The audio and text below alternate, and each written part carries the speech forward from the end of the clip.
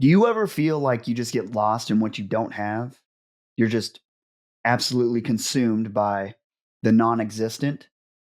And there's this paradoxical effect where, let's say you do get your life together. Well, I'll just give the example of my own life. It seems like, in my perception, I'm a man of faith. I believe in God. And as a Christian, I believe that I am carrying out my calling to the best of my ability. And what I have noticed as happening is, as my faith grows and my actual ability to carry out the task that God has given me becomes something that allows me to steward my responsibilities in a more proficient manner, my dreams get larger, which makes my expectations grow larger by extension.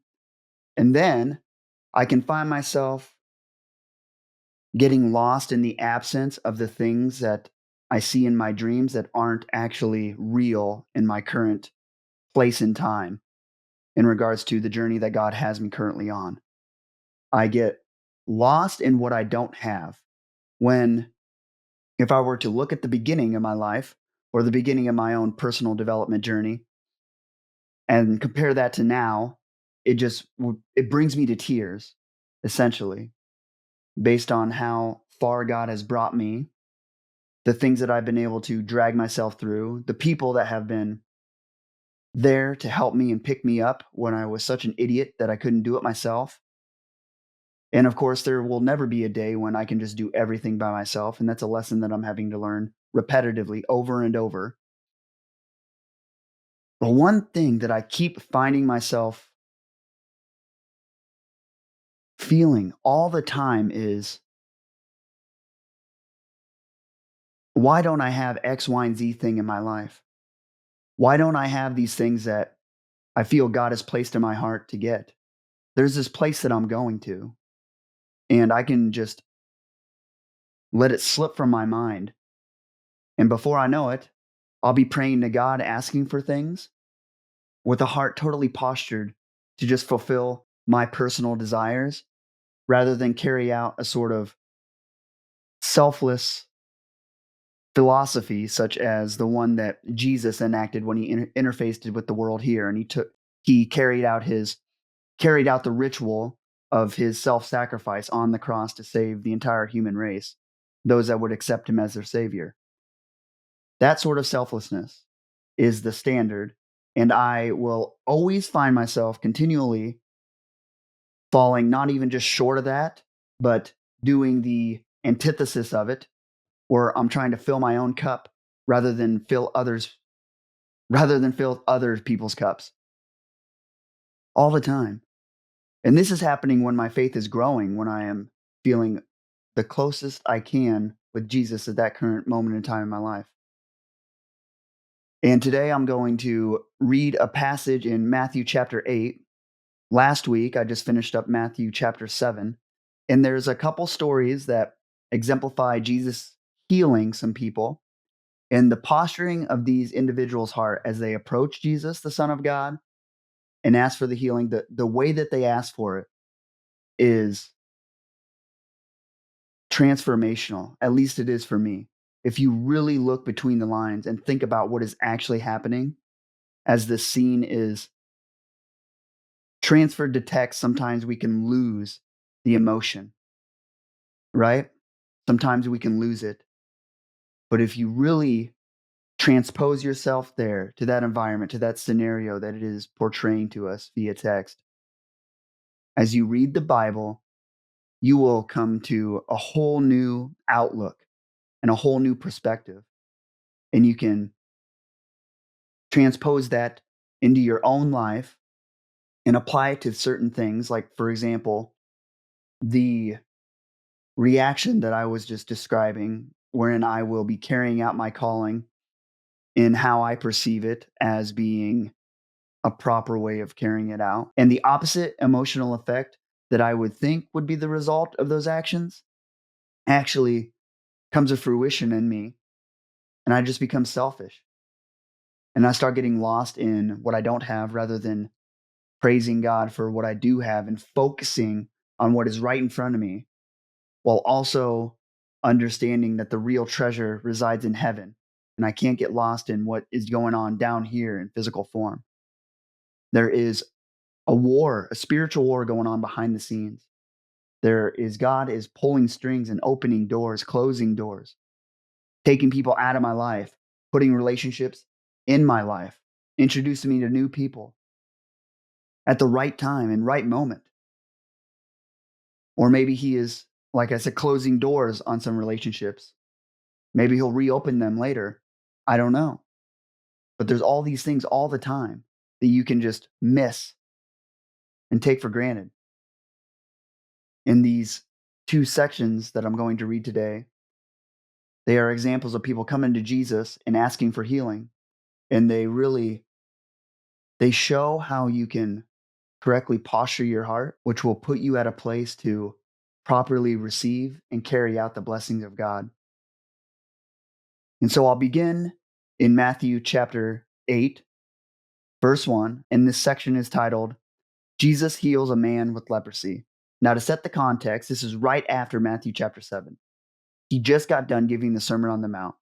And if you remember the last verse in Matthew chapter 7, it said the people were amazed at his teachings because he was someone who spoke with authority, unlike the teachers of those days. And that would probably be referring to the Pharisees. So everyone is following him as he goes down the mountain, and people are now approaching him. So that's where the section starts now. That's the context. Again, it's called Jesus Heals a Man with Leprosy. It says, when Jesus came down from the mountainside, large crowds followed him.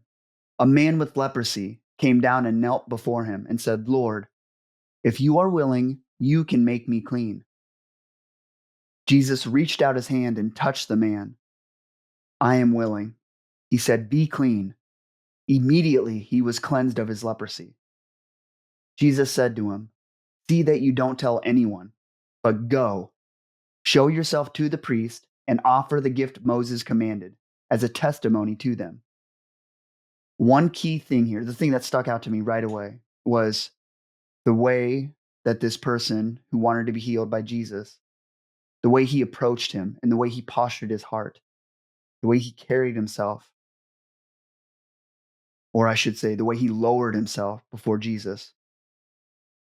When he asked the question, he says, well, it said he knelt before him.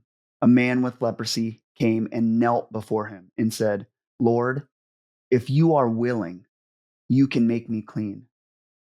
This shows his humility. This shows that he is cognizant of his positioning in life in relation to God, who in Jesus was God in the flesh. He knows that God is not just a genie, and he's not someone you should just request things for the sake of gaining some sort of positive outcome in your life. There is a mutual, symbiotic relationship that we have with God, wherein our actions affect his kingdom, and as his followers, we are to do things. And you can see in passages in the Bible that our actions affect God in ways that kind of resemble emotions. You can see when the people disobey, let's say in the book of Exodus or the story of Moses leading the Israelites out of Egypt and out of slavery to the promised land. They'll start worshiping false gods. This angers him. You can see God seems to get sad when his chosen people go astray or off the path. You can see Jesus, who is God in the flesh. He weeps in certain sections. He gets sad when the individuals that he knows and has relationships with, when calamities happen to them. And even here in this little passage, it says Jesus reached out his hand and touched the man and says, I am willing, he said, be clean. That that response, I am willing. Jesus is willing. And one thing to know about the state of the times, to provide more context, let me just scoot my screen over there, go to my notes. During the time of this setting,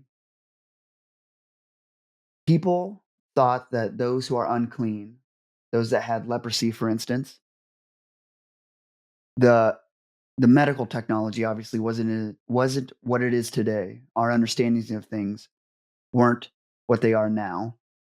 There was a greater fear around certain skin diseases because they didn't have a cure yet. They didn't have the medical advancements we do now. Therefore, people didn't touch others that were unclean. And the way that Jesus is willing to interact with this individual and become close in proximity with him shows that God is willing to go to the places that society says is unclean in order to fix the mistakes that mankind or acts of nature have brought about. And why I mention acts of nature is because I guess I'll go to, I can't remember the passage off the top of my head, but the story of Elijah, who was a prophet, it states that there was an earthquake and there was a like a mountain slide and some storms and some other acts of nature. And after every verse where it gives this example, it says God was not in the earthquake, God was not in the storm, or whatever example of acts of nature it was. And that shows that there are things that happen in life that are not a direct result of God moving his hand and intentionally doing it. The same can be said about people that take their choice of free will and use it to do things that are outside of God's commands or God's intentions for us. He he has a plan for us and he wants us to carry out our lives with our heart postured in a certain way and us to serve him in a certain manner. But we have the choice to go outside of that path, and that will cause certain things to happen to us. I don't know what happened to this man that was seeking healing from Jesus. I don't know how he attained the skin disease or contracted it. I don't know how. But I do know that Jesus would know. And the only thing that matters is how this man postured his heart when he presented himself to Jesus. He lowered himself. He said, if you are willing, Lord, heal me. And Jesus reached out his hand and said, I'm willing. And so that healed him. And that shows Jesus' power. And it shows that Jesus is the source of the healing rather than an intercessor. We've all heard of, well, if you haven't heard of this, there's something called intercessory praying, which means that you're going to pray for somebody else or you're going to pray through someone else. For instance, in the Catholic Church, they pray to Mary. And that is something akin to praying to someone that has passed and you are asking them to pray for you. That's what that whole interaction is. Now, as someone who would describe themselves as being non denominational, I used to be one that would think that the Catholics are actually idolizing Mary and worshiping her by praying to Mary.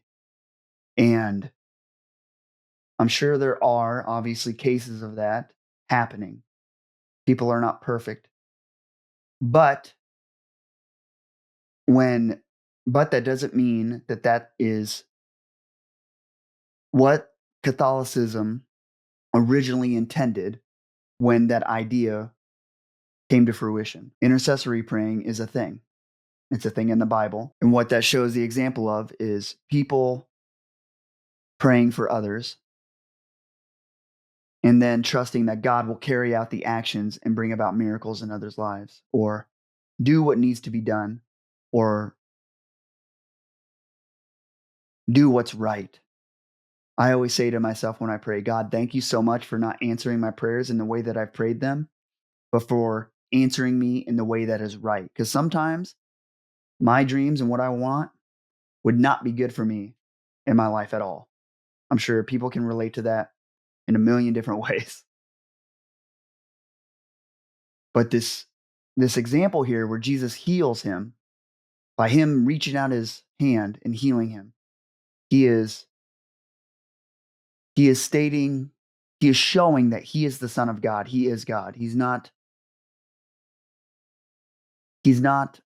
he is the source of the healing rather than someone else someone else being the instrument that God is using to do it. Then Jesus, after he heals the man, says to him, "See that you don't tell anyone, but go show yourself to the priests and offer the gift Moses commanded as a testimony to them." This harkens back to a time when Moses was leading the Israelites out of Egypt, and when there was someone with a skin disease in the tribe, in the encampment, they would have to stay outside of the camp. And if they became healed, they then would have to come in the camp and then offer a sacrifice, and they would have to go to the priest to be declared to be as clean. So that's what Jesus is saying here. It harkens back to that time. This brings us to the next section, which is titled The Faith of the Centurion. It starts at verse 5. It says, "When Jesus had entered Capernaum, a centurion came to him, asking for help. 'Lord,' he said, 'my servant lies at home paralyzed, suffering terribly.' Jesus said to him, 'Shall I come and heal him?' The centurion replied, 'Lord, I do not deserve to have you come under my roof, but just say the word and my servant will be healed. For I myself am a man under authority, with soldiers under me. I tell this one, go, and he goes, and that one, come, and he comes. I say to my servant, do this, and he does it.' When Jesus heard this, he was amazed and said to those following him, 'Truly I tell you, I have not found anyone in Israel with such great faith. I say to you that many will come to the east and the west, and will take their places at the feast with Abraham, Isaac, and Jacob in the kingdom of heaven. But the subjects of the kingdom will be thrown outside into the darkness, where there will be weeping and gnashing of teeth.' Then Jesus said to the centurion, 'Go, let it be done just as you believed it would.' And his servant was healed at that moment." This is one of my favorite stories in the entire Bible. And before I get into some of the more philosophical meanings of this text, or what I perceive it as meaning, and what I found during my research, I want to provide a historical backdrop, some context. One thing that you'll see again is Capernaum, that town that I mentioned as Bible scholars thinking that the first section took place in, and that is where Jesus was speaking. Now, when you may ask yourself, or I thought I asked myself when I was reading this text, what exactly were the Romans doing in this area? And I have in my notes here, during this period, Judea was under direct Roman rule as a province, while Galilee was under the tetrarchy of Herod Antipas, who functioned as a client ruler of Rome. And although Galilee wasn't under direct Roman administration, scholars suggest several reasons for Roman military personnel in Capernaum. Capernaum was strategically located on major trade routes. It served as customs stationed on the border between Herod Antipas's territory and that of Philip the Tetrarch. Roman soldiers could be assigned to support tax collection and maintain order.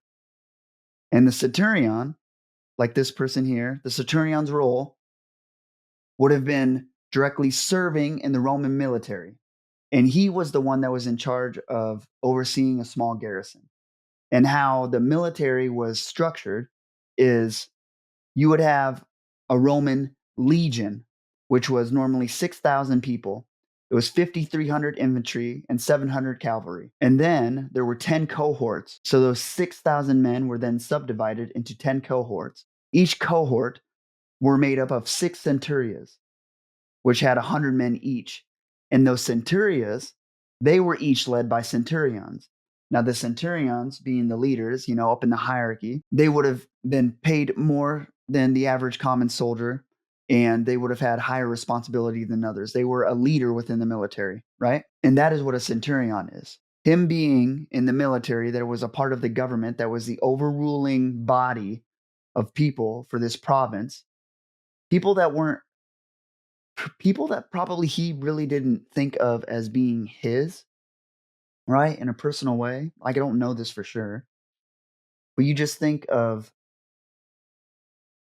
how military takeover happens and when they go into a foreign state and they take over, you don't most of the time, you probably wouldn't imagine that military to think of those people as being their kin. You wouldn't think those military would interpret the relationships they have with those people that they are ruling over or people that inhabit the area that they are in charge of monitoring for militaristic reason. You wouldn't think of them as having a personal relationship with those people, not in a manner that would translate it as something being akin to how they thought of their fellow soldiers or countrymen back home or their wives back home. So that's what a centurion was. So you can think of the responsibility that he has with people. He orders people every day. His request is given to Jesus in a way that presents it again in a humble manner. The first thing that kind of popped up to me was just how much faith he had in Jesus' power and how much he believed that Jesus could do and who he believed Jesus to be, despite being a Gentile. And for those that don't know, a Gentile is a non Jewish person. And when Jesus is asking if he should come to his home to heal the slave that was sick at home, the Gentile, his reply stating, "I don't deserve to have you come under my roof," is both one that can be interpreted as him seeing himself so much lower than Jesus that he literally doesn't even deserve to have Jesus step into his personal home. He is aware of the cultural norms of those days and beliefs, which were if a Jewish person would enter the house of a Gentile, they would be declared as unclean. So he didn't want Jesus to go there. That showed him caring for Jesus and understanding that as a leader, Jesus has a certain standard to carry. He has an image to uphold. And I don't mean in an egotistical manner. That centurion, he knows what it is to be a leader. He knows that if Jesus was seen to go into his house, he probably thinks of that from his own perspective and personal experience and how that could have negative ramifications for his ministry. And yet this centurion, he shows that he has the belief that Jesus transcends all understanding. He believes that Jesus, being the Son of God, he must believe that Jesus is who he says he is. He has the power to do what he says he can do. He is the Son of God. He believes that Jesus can say anything and it will come to pass just as he says it. And it's so amazing that Jesus recognizes this and states, "I have not seen anyone with more faith in all of Israel." I wonder, when I read this, I wondered if he took his disciples, if he was considering his disciples as well in that statement. If he was thinking, I don't even see this kind of faith in my disciples, which would make sense because there are examples in the Gospels and in the Bible that shows that the disciples did not have a faith that was to this degree yet, that was not as strong as this yet. Obviously, it got stronger as they walked with Jesus and as they seen Jesus do things and kind of came to grips with who he was. But the fact that Jesus said this about a Gentile, someone that is outside of God's chosen people, shows that Jesus will save anyone and will heal anyone. Jesus showed the willingness to go into his home. So Jesus knew of the cultural standards of that day, what people generally perceived as being right and wrong, dirty and clean. Jesus was willing to say, that doesn't matter. I will go into the places unclean in order to cleanse it. This also brings about the example in my mind of how Jesus went to hell in order to save us after dying on the cross. It didn't just stop there. He went to hell and conquered it, came back out, and was resurrected. He conquered sin for us. This shows how far Jesus, God, will go to pull us up out of the depths. He will do anything. He honors the purity of the centurion's faith. He mentions it directly. He says, I can't believe I've never seen this before. He says, I've never seen anyone in Israel have faith like this. Let it happen as you have said it would happen. That is amazing. Think about the interaction here and what's actually happening. The centurion believes that Jesus can bring about things exactly in the manner as he said them. And Jesus' response to that kind of faith is, let what you are praying for to happen exactly as you have said it would happen. And before people start jading this message or tilting this to their own selfish desires, think about what the centurion wanted.